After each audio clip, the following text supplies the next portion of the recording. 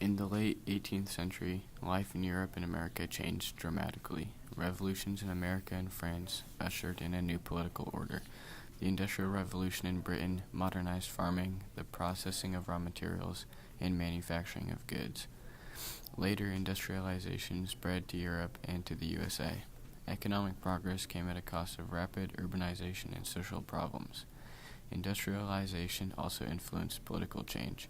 Britain developed into a democracy as a result. Industrialization created a huge demand for raw materials and led to the colonization of Africa and Asia for these resources.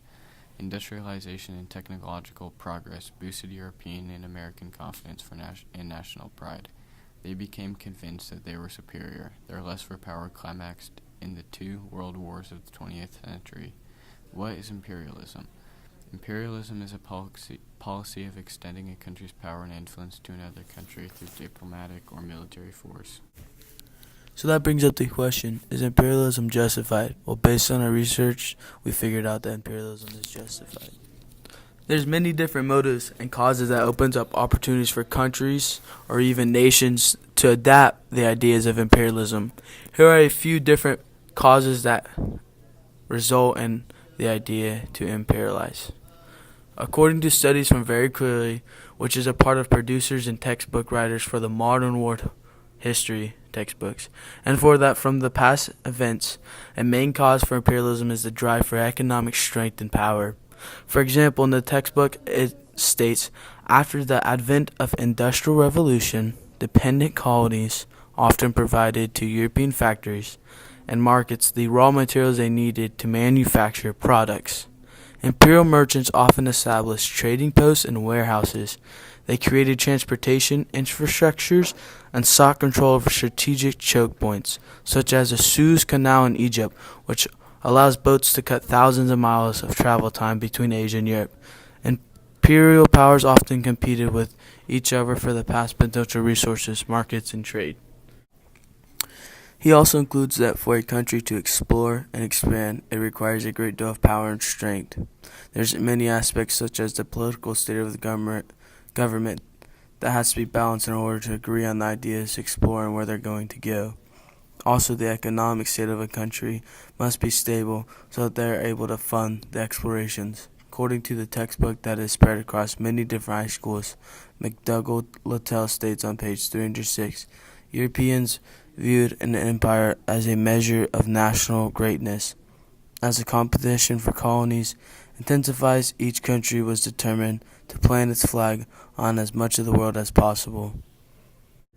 There's many different opportunities to take one thing that's broken down and enlighten its potential, like imperialism, where you may use force or methods to overthrow a corruption of countries. In the end, the result was always better.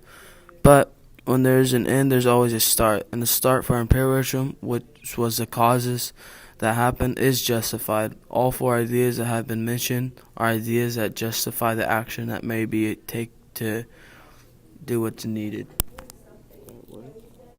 As you can see, every nation desires to be great and to conquer the world and to have the most land, because the more land, the more resources, and the more resources means there's more power. Also, there's a drive for every leader or someone in a powerful decision to be in control, and as there's opportunities to capitalize on political power, then some may go to the extreme to maintain the three top priorities. Verne also states patriotism and growing imperial power spurred countries to compete with others for supremacy. It's a matter of national pride, prestige, and security. Empires sought strategic territory to ensure access for the natives and armies around the world. This is a state where the leaders drive much more strength as a country in a whole. Another reason is the growth of industry in Europe. It created an increased need for natural resources such as rubber and petroleum. The manufacturing nations also required new markets in which to sell their manufactured goods. Competition among European nations from large empires was a result of nationalism. For example, when Europe acquired colonies in West Africa in the late 1800s, which were rival nations, Great Britain and Germany, seized lands nearby to stop French expansion. According to Nicole Decker, a teacher on Prezi, the short-term effects of imperialism in Africa was that the British took the African resources, like gold and diamonds, and also the native land. They also would bring new diseases and sickness that people of Africa had never experienced, and the most obvious short-term effect would be fighting for political power throughout the country. The European powers were able to establish colonies with the support of industrialization. European contact with South Africa began in the 15th century with Portuguese traders, but accelerated by the 17th century when the Dutch began using the Cape of Good Hope as a fueling station. Soon, Dutch settlers began to get ahead of themselves and were so focused on gaining more land and began to push the original inhabitants aside. By the turn of the 19th century, the British had also established themselves at the Cape, and they began to impose a much more formal style of imperial rule on both Afrikaners and Africans. British desire for natural resources, slave labors, and political dominance brought about long-term effects in South Africa. The negative effects include widespread racial discrimination and economic exploitation, according to Westmoreland and McGee. So, the overall consequential effects of imperialism from an economical standpoint was that the economy had dependence on the metropolis and an underdevelopment of certain industrial services.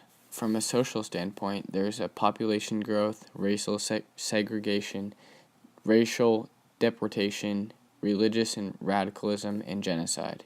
Some political consequences could be rivalries between the imperial powers, which was one cause of the First World War. According to Foreign Affairs, dominant nations manipulated the less developed nations, almost forced them to do what they did not want to do, such as they had to give up their land, move their homes to different locations, and couldn't hunt in certain areas. Also, Foreign Affairs states that unwanted cultural diffusion leads to violence. Native people became angry and force was used to force them out of their land, and if they refused, they could have been arrested. Foreign Affairs also says that Native people were being exploited because they were driving them out of their communities because they wanted their land, since their land was fertile for growing crops, and also the land was great for hunters, and more land, more power. Also, Foreign Affairs states that the Native people would become unhappy with the way they were being treated and revolt for independence, since they were being driven out of their land by force, and they had to relocate when they were not prepared to.